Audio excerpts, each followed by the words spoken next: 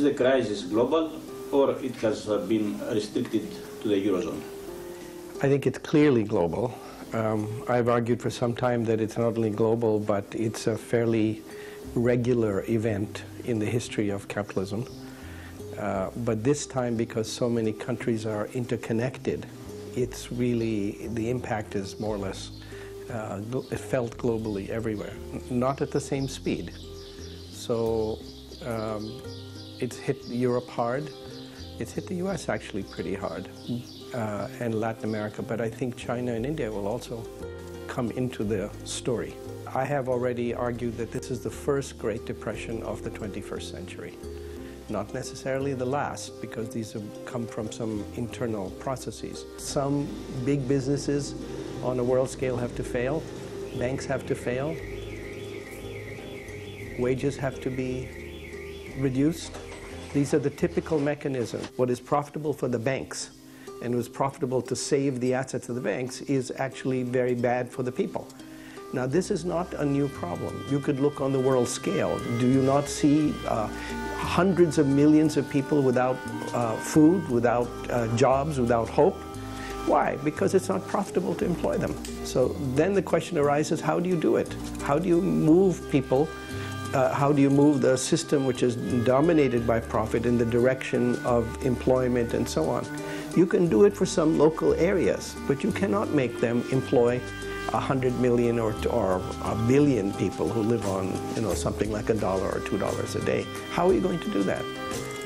You have to then accept that you have a conflict with that profit motive, and that's a conflict with capitalism. Do you think that the World Trade Organization has some responsibility for all this? The World Trade Organization reflects this fundamental orthodox theory, which is that the object is to just have free trade.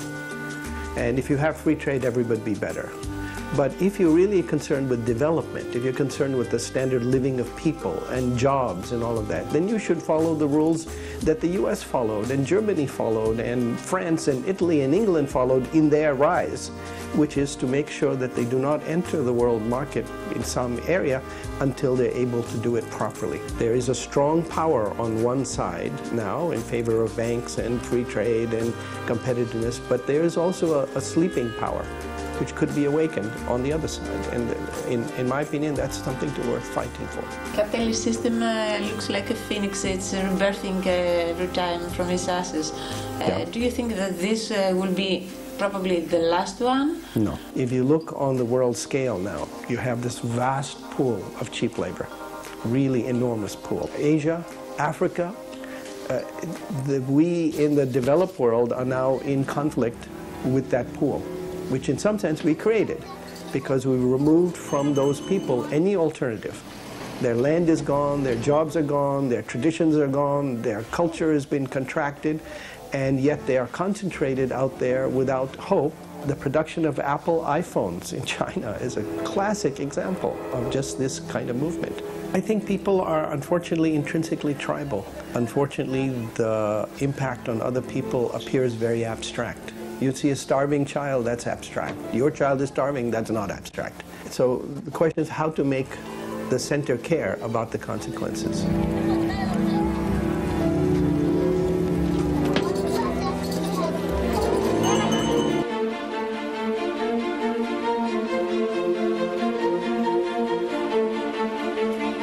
In your opinion, what Europe should do? We're hearing about Eurobonds, about banking system to be financed, or there is another solution? Yes, there is always another solution. Argentina is an example of that. Yes, it's certainly possible. There's no need to just say that you have to protect the banks and sacrifice the people. There is a significant difference between Greece and Argentina. Indeed. Greece is a member of the European Union. Indeed. And so there is the one difference, which is that the lack of control over the currency gives you, ties you in a certain way. But one should not exaggerate that. If it was true that countries that had their own currency could do whatever they want, there would be no poor countries in this world. Mexico and Many countries in Latin America have their own currency, but that does not prevent them from having enormous difficulties, external and internal. Argentina suggests that there is a way out after default, but the Greek situation may be quite different because they were already their own national currency. Currencies are a relatively minor aspect of it, in my opinion. It's the political will and the ability to stand up against international interests and against financial interests. And that, I don't know how to judge. Do you think that the solution for Europe is a kind of federal bank like the United States? It's clearly moving in that direction, but of course the question is who's going to pay and how is this process of readjustment going to take place. But again, look at the United States. We've long had a federal state. We've had what is effectively a central bank. We've had policies to try and maintain these things, but we were not without a bubble, enormous bubble, and enormous consequences of debt at both the state level, that is individual states, as well as the federal level.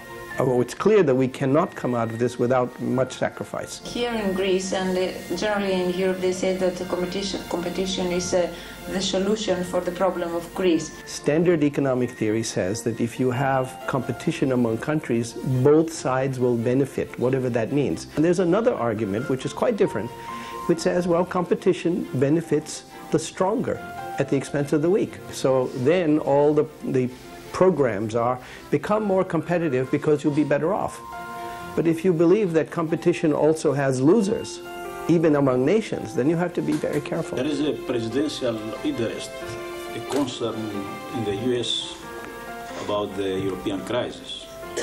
Indeed. Is it a concern of Mr. Obama for the elections, or there are real reasons that may affect the United States economy?